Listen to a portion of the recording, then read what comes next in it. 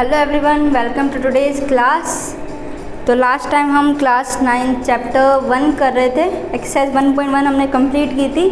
तो आज उसी चैप्टर की एक्सरसाइज 1.2 हम स्टार्ट करेंगे। जिन्होंने वो एक्सरसाइज की वीडियो नहीं देखी है वो पहले जाके देख लो, क्योंकि तभी नई एक्सरसाइज समझ में आएगी।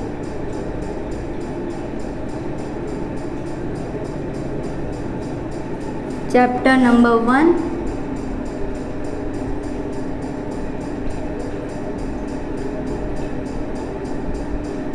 Number system. ठीक है।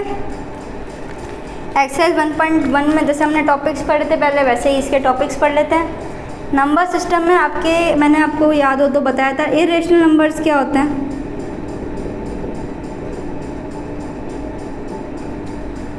जिनको डिवाइड करने पे हमें ऐसा आंसर मिले जो ख़त्म ना हो और साथ ही साथ रिपीट भी ना हो, जैसे कि 0.1010001000। ये क्या रिपीटिंग है क्या? अगर 10 ही रिपीट होना होता तो यहाँ 10 तक रिपीट हो गया था, ये तो 100 आ गया। और चलो 100 रिपीट करना है तो आगे 1000 आ गया, और ये चलता जा रहा है।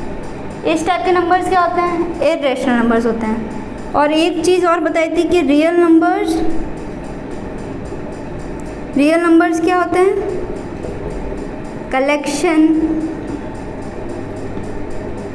रेशनल प्लस इरेशनल का कलेक्शन होते हैं रियल नंबर्स। अब एक नंबर लाइन आपको पता है क्या होती है? इधर माइनस इन्फिनिटी, इधर इन्फिनिटी, और इधर बीच में 0, 1 2 3, -1 -2 -3। अब कुछ लोग कहते हैं कि इसमें तो सिर्फ इंटीजर्स आ रहे हैं। अगर मैं बोलूँ 22/5 तो कहीं ना कहीं तो इस नंबर लाइन में होगा, यहाँ नहीं है तो इसके बीच में तो हो सकता है। और जैसे ये 0.10100 यही है, ये है तो 0 के बाद और 1 के बीच में ही कहीं तो होगा, इसमें किसी ना किसी पॉइंट में तो वो होगा ही। तो इसलिए नंबर लाइन जो है और रियल नंबर्स जो हैं वो सेम है। रेशनल नंबर और इरेशनल नंबर मिला के हमको रियल नंबर्स मिलते हैं। और नंबर लाइन पे भी क्या है? सारे रेशनल नंबर और सारे इरेशनल नंबर प्रेजेंट हैं। तो इसी नंबर लाइन को हम क्या बोल देते हैं? है तो ये नंबर लाइन, बट क्योंकि इस पे सारे रियल नंबर प्रेजेंट कर सकते हो तो ये बन गई हमारी रियल नंबर लाइन। बस ये टॉपिक था। इसके अलावा एक टाइप के क्वेश्चन आते हैं, बस इसमें ये ध्यान रखना इरेशनल नंबर कौन होते हैं। एक तो इस टाइप से आप डेफिनेशन लिख सकते हो। दूसरी डेफिनेशन क्या है? जिनको p/q फॉर्म में नहीं लिख सकते, जहाँ q 0 के इक्वल ना हो। डेफिनेशन लिखवाऊँ इरेशनल नंबर्स की? चलो लिख लेते हैं।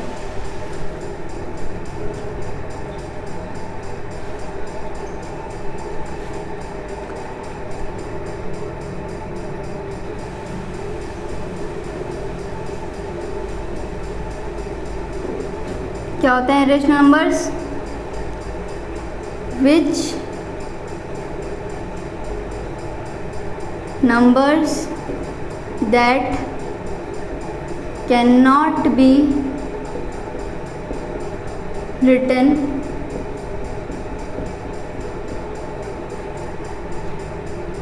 in p/q form where q is not equals to 0 and p and q are integers. हो गई डेफिनेशन इरेशनल नंबर्स की। और रियल नंबर लाइन क्या होती है वो तुमको पता ही है। रियल नंबर लाइन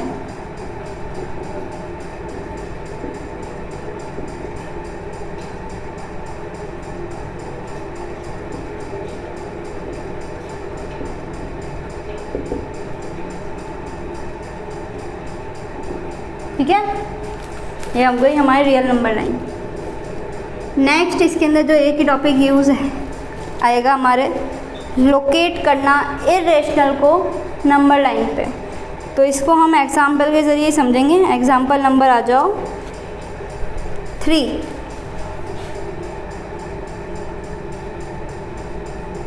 क्या करना है? Locate root 2 on number line. इसको नंबर लाइन पे लोकेट करना है। तो उसके लिए पहले क्या बनाएंगे? Number line.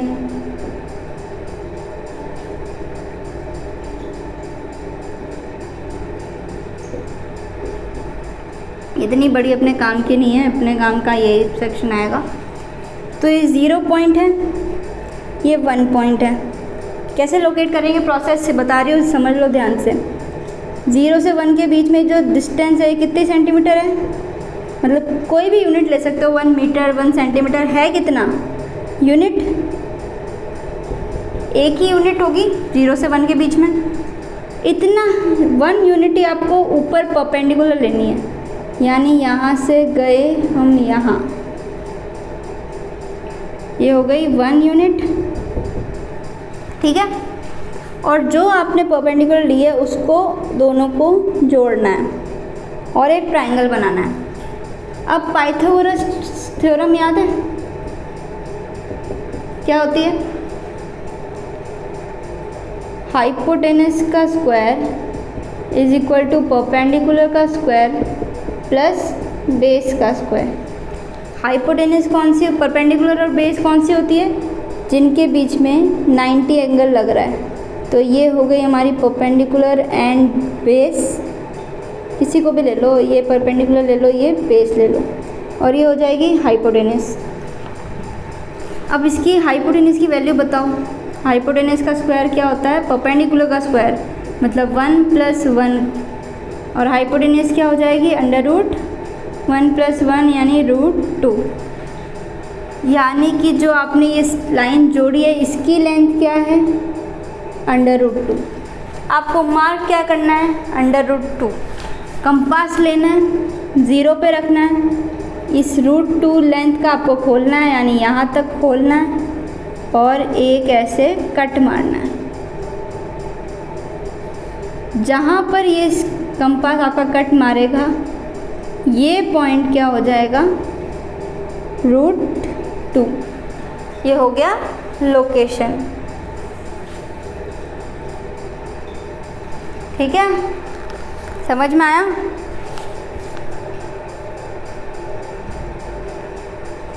एक और एग्जांपल ले लेते हैं, फिर अगली क्लास में हम इसके क्वेश्चंस करेंगे। जल्दी से देख लो, फ़ोन की बैटरी जाने वाली है।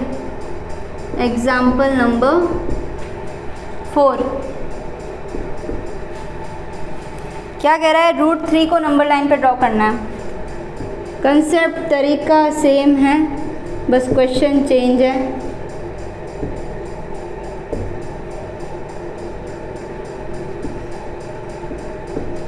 बाकियों की हमको ज़रूरत नहीं है। ये 0 से 1 सेंटीमीटर 1 यूनिट, ऊपर भी क्या लेंगे?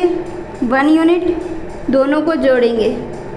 ये 1 है, ये 1 है, तो ये कितनी थी? √2। मिल गया √2। लेकिन अभी भी हमारा काम तो नहीं बना ना, हमको √3 चाहिए। अब जो ये √2 वाला है इसको बेस मानो और इसके हिसाब से एक परपेंडिकुलर ड्रॉ करो। और ये परपेंडिकुलर भी कितनी? एग्जैक्टली 1 की। आपको परपेंडिकुलर सारी 1 सेंटीमीटर की ड्रॉ करनी है। ये 1 था, ये भी 1 है। फिर इसको जोड़ो और एक नया ट्रायंगल बनाओ। ये √2 है, ये 1 है, इसकी बताओ कितनी होगी? √2 + 1, सॉरी √2 का स्क्वायर 2 + 1 का स्क्वायर 1, 3 का √, यानी ये कितनी होगी? पाइथागोरस लगा के चेक कर लो। हाइपोटेनस का square is equal to perpendicular का स्क्वायर प्लस बेस का स्क्वायर।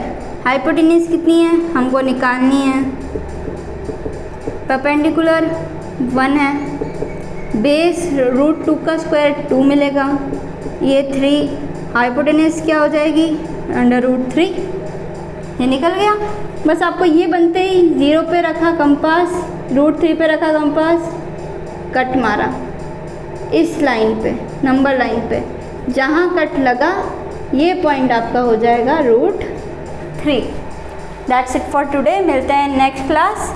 इसी एक्सरसाइज के हम क्वेश्चंस करेंगे और भी जो भी अलग एग्जांपल्स या कुछ बचा होगा तो नेक्स्ट क्लास में उसे कंप्लीट करेंगे। Thank you for watching.